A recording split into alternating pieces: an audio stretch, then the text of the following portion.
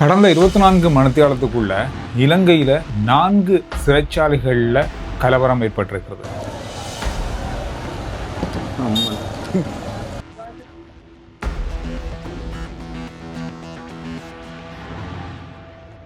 நான்கு சிறைச்சாலைகளையும் தாண்டி இப்பொழுது நாட்டில் உள்ள மிக முக்கியமான சிறைச்சாலைகளுக்கு அதிவிசேட பாதுகாப்புகள், முப்படையினுடைய பாதுகாப்புகள் வழங்கப்பட்டிருக்கிறது.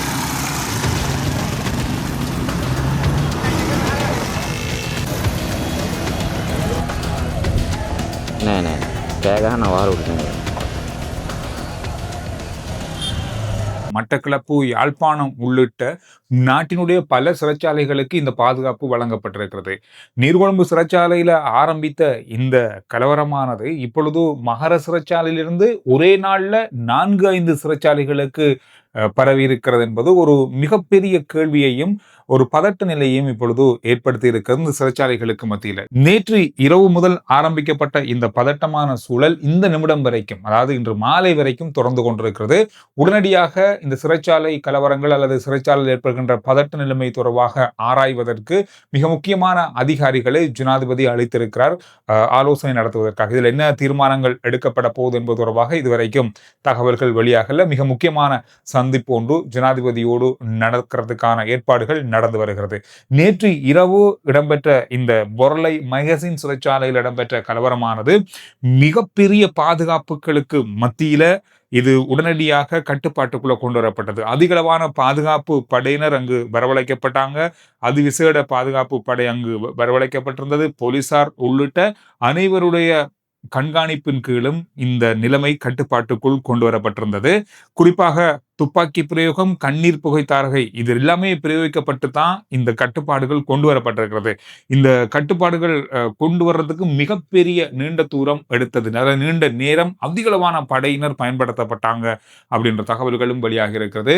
ஒரு இடத்தை உடைத்து கொண்டு 40க்கும் அதிகமான கைதிகள் மகசின் சிறைச்சாலைக்குள்ள இருக்கிற சில இடங்களை உடைத்து கொண்டு வெளியில தப்பி போவதற்கான முயற்சிகளை மேற்கொண்டார்கள். இவர்களை தடுப்பதற்காகத்தான் கண்ணீர் புகை, துப்பாக்கி பிரயோகங்கள் மேற்கொள்ளப்பட்டதாக சொல்லப்பட்டிருக்கிறது. ஆனால் இப்பொழுது ஒட்டுமொத்தமாக இந்த 24 மணி நேரத்துக்குள்ள நடந்த இந்த சிறைச்சாலை பதட்ட நிலைமை கட்டுப்பாட்டுக்குள்ள கொண்டு வரப்பட்டிருக்கிறது. ஆனாலும் பல சிறைச்சாலைகள்ல இருந்து கைதிகள் உடனடியாக மாற்றம் செய்யப்பட்டிருக்கிறாங்க. இந்த மாதிரியான பல முக்கியமான சம்பவங்கள் நடந்திருக்கிறது. அரசாங்கத்தின் பக்கமாக குறிப்பா பாதுகாப்பு அமைச்சர் இது தொடர்பாக பல விஷயங்களை சொல்லியிருக்காரு. இந்த விஷயங்கள் எல்லாத்தையும் தொடர்ச்சியா பார்ப்போம். குறிப்பிட்ட சிறைச்சாலை இது கொழும்பை தாண்டி வெளி மாவட்டத்தில் இருக்கிற சிறைச்சாலை, இது ரத்னபுரியில் இருக்கிறது. இந்த சிறைச்சாலையில இன்று காலையில இடம்பெற்ற பதட்டமான சூழல் காரணமாக 2 பேர் உயிரிழந்திருக்காங்க. அது மட்டும் இல்லாமல் ஒட்டுமொத்தமா இந்த சிறைச்சாலை கலவரங்கள்ல இன்றைய நாள்ல மட்டும் 3 பேர் உயிரிழந்திருக்காங்க. 15க்கும் அதிகமானவர்கள் காயமடைந்திருக்காங்க. முழுமையா காயமடைந்தவர்களுடைய எண்ணிக்கை இதுவரைக்கும் வெளிவரல. இப்போதைக்கு வந்த தகவலின் அடிப்படையில் இந்த பாதிப்புகள் ஏற்பட்டிருக்கிறது. இதுல மிக முக்கியமான இன்னுமொரு விஷயம், பள்ளஞ்சேனை, அதாவது இது நீர்கொழும்புல இருக்கிறது, கழுப்பெத்த என்ற பிரதேசத்துல இருக்கிற சிறைச்சாலை. இந்த சிறைச்சாலைக்குள்ள நடக்கிற சம்பவங்கள் அப்படின்றது நீங்க இந்த வீடியோ பார்க்கும்போது உங்களுக்கு தெரியும். சிறை கைதிகள் சிறைச்சாலையுடைய பிரதான கதவை உடைச்சு கொண்டு வெளியில வாரத்துக்கு முயற்சி செய்கிற காட்சிகள். கைதிகள் எல்லாருமே சேர்ந்து இந்த மதிலையும் பிரதானமான அந்த கேட்டையும் உடைத்து கொண்டு வெளியில வாரத்துக்கான ஏற்பாடுகளை செய்து பிரதான கதவுக்கு முன்னால நின்று ஆர்ப்பாட்டத்தில் ஈடுபட்டிருக்காங்க. இது மட்டும் இல்லாமல் இந்த பள்ளஞ்சேனை சிறைச்சாலைக்கு மேல, அதாவது கூரை மீது ஏறி நின்று சிறை கைதிகள் தங்களை விடுவிக்குமாறு, குறிப்பாக இங்கிருக்கிற இடப்பற்றாக்குறை, மருந்து ஆகியவைக்கான தேவைப்பாடுகள் அதிகமாக இருக்கு, அதை நிவர்த்தி செய்யுங்க அப்படின்ற கோரிக்கைகளை முன்வைத்து கூரை மீது ஏறி நின்று ஆர்ப்பாட்டத்தில் ஈடுபட்டிருந்தாங்க. இந்த நிலைமையில போலீசார் கண்ணீர் புகை பயன்படுத்தி இந்த நிலைமையை கட்டுப்பாட்டுக்குள்ள கொண்டு வந்தாங்க. அதுக்கு பிறகு துப்பாக்கி பிரயோகங்களும் மேற்கொள்ளப்பட்டதாக சொல்லப்பட்டிருக்கிறது. அதாவது துப்பாக்கி பிரயோகம்ன்றது இந்த கூட்டத்தை கலைப்பதற்கு அல்லது இந்த கலவரத்தை குறைத்துக் கொள்வதற்கான துப்பாக்கி பிரயோகங்களாக இது மேற்கொள்ளப்பட்டதாக சொல்லப்பட்டிருக்கிறது. அதோடு வெளிக்கடை சிறைச்சாலையிலையும் இன்றைய நாள்ல பதட்டமான ஒரு இதே மாதிரியான சூழல் காணப்பட்டிருக்கிறது. எனவே ஒட்டுமொத்தமாக கடந்த 24 மணி நேரத்துல மட்டுமே 4 சிறைச்சாலைகள்ல இந்த பதட்டமான சூழலும் இந்த கலவரமும் ஏற்பட்டிருக்கிறது. இதோட மட்டக்களப்பு சிறைச்சாலைக்கும் அதிகளவான பாதுகாப்பு வழங்கப்பட்டிருக்கிறது. யாழ்ப்பாண சிறைச்சாலைக்கு அதிகமான பாதுகாப்பு வழங்கப்பட்டிருக்கிறது. நாட்டில் உள்ள மிக முக்கியமான சிறைச்சாலைகளை இப்பொழுது பாதுகாப்புகளுக்கு உட்படுத்தி இருக்காங்க. பாதுகாப்பு எல்லாமே உறுதிப்படுத்தப்பட்டிருப்பதாக மக்கள் பாதுகாப்பு அமைச்சர் ஆனந்த விஜயபால அவர்கள் இன்றைய நாளில் பாராளுமன்றத்துல குறிப்பிட்டாரு. இந்த பாராளுமன்ற அவருடைய உரையில இன்னும் சில முக்கியமான தகவல்களை அவர் வெளியிட்டிருக்காரு. இது வந்து திட்டமிடப்பட்டு செய்யப்படுகின்றதா அல்லது இது ஒரு சதியான விடயமா என்பது தொடர்பாக இப்பொழுது ஆராயப்பட்டு வருவதாகவும், இது ஒழுங்கமைக்கப்பட்டு செய்யப்பட்டால் இது எந்த பகுதியிலிருந்து யாரால் இயக்கப்படுகிறது என்பது தொடர்பான பலதரப்பட்ட சந்தேகங்கள் இப்பொழுது எழுந்திருப்பதாகவும், மிக முக்கியமான விசாரணைகள் இப்பொழுது நடந்து வருவதாகவும் சொல்லியிருக்காரு. அது மட்டுமில்லாமல் இது வந்து பாதாள உலகத்தோடு, குறிப்பா போதைப் பொருள் கடத்தல் சம்பந்தமான ஒரு தொடரோடு தான் இது நடந்து வருகிறதா என்பது தொடர்பாகவும் கூட ஆராயப்பட்டு வருகிறதாகவும் சொல்லப்பட்டிருக்கிறது. அரசியல் ரீதியாகவா அல்லது வியாபார ரீதியாகவா அல்லது பாதாள உலகம் சம்பந்தமாக போதைப் பொருள் தொடர்பான ஒரு ஒழுங்கமைக்கப்பட்ட சம்பவங்களா இது உண்மையை சொல்ல போனா இப்ப ஒரு இடத்துல நடந்தா பரவாயில்ல, இது எல்லா சிறைச்சாலைகளுக்கும் இது ஒரு பரவி இருக்கிறது. இது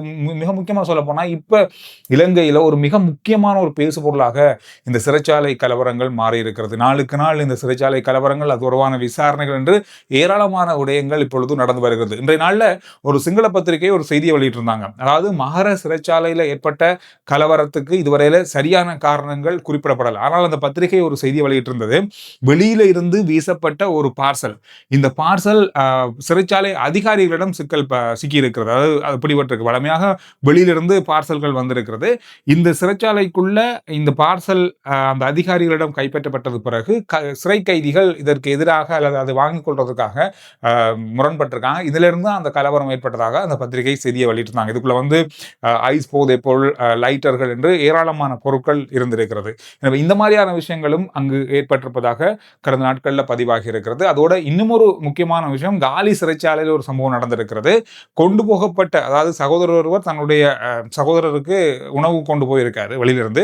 அந்த உணவு பார்சலுக்குள்ள, அதாவது ஃப்ரைட் ரைஸ் கொண்டு போயிருக்காரு, அது சில்லி பேஸ்ட் இருந்தாங்க. அந்த சில்லி பேஸ்ட்டை வந்து ஐஸ் போதைப் பொருளாக மாற்றி அதை கொடுக்கறதுக்கு முயற்சி செஞ்சிருக்காங்க. பரிசோதனைகள் மூலமாக இது தெரிய வந்திருக்கிறது. இந்த மாதிரியான பலதரப்பட்ட விஷயங்கள் இப்பொழுது சிறைச்சாலைக்கு வெளியில இருந்தும் உள்ள இருக்கிறவங்களுக்கு போகுது. அந்த மாதிரியான பல விடயங்களை கண்காணித்து தடுக்கும் நடவடிக்கைகள் நடந்து வருது. இதனால சிறைச்சாலைக்கு உள்ள இருக்கிறவங்களுக்கு முதல் கிடைத்தது போன்று மிக குறைந்திருக்கிறதன் காரணமாக சிறைச்சாலைகளுக்குள் இப்பொழுது இந்த மாதிரியான கலவரங்களை ஏற்படுத்தி இந்த பிரச்சனைகளை உருவாக்குவதற்கான முயற்சிகள் மேற்கொள்ளப்படுகிறதா என்பது தொடர்பாக கூட இப்பொழுது விசாரணைகள் நடந்து வருவதாக சொல்லப்பட்டிருக்கிறது. அண்மையில் இப்பொழுது மாலை 6 மணிக்கு பார்த்த செய்திகள் அடிப்படையில் பல சிறைச்சாலைகளில் இருந்து இன்றைய நாளில் கலவரங்களோடு சம்பந்தப்பட்ட பல சிறை கைதிகள் வேறு சிறைச்சாலைகளுக்கு மாற்றப்பட்டிருக்கின்ற காட்சிகளும் பார்க்கக்கூடியதாக இருந்தது.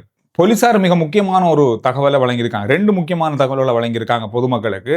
அதாவது நீங்க மோட்டார் சைக்கிள் பயன்படுத்தும் பொழுது ஹெல்மெட் அணிவீங்க தானே. இந்த ஹெல்மெட் வந்து நீங்க போலீசார் பிடிக்க போறாங்க, அதுக்காகவே நாங்க ஒரு ஹெல்மெட் ஏதாவது ஒன்று வாங்கி தலையில கொடினா காணும் அப்படின்னு இல்லாம, உயிர் காக்கும் ஹெல்மெட்களை, தரமான ஹெல்மெட்களை பயன்படுத்துங்க.